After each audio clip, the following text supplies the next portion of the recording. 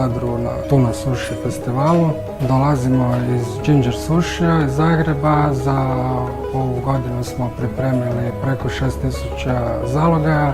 Biće 4 vrste rolica sa tunom i lososom.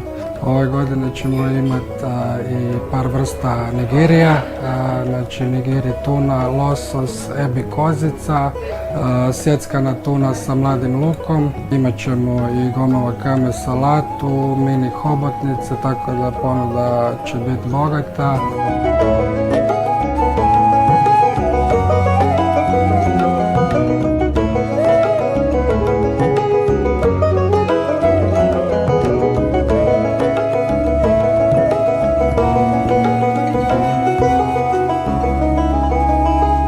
Restoran Ginger Sushi posjeduje mašinu za izradu nigirija.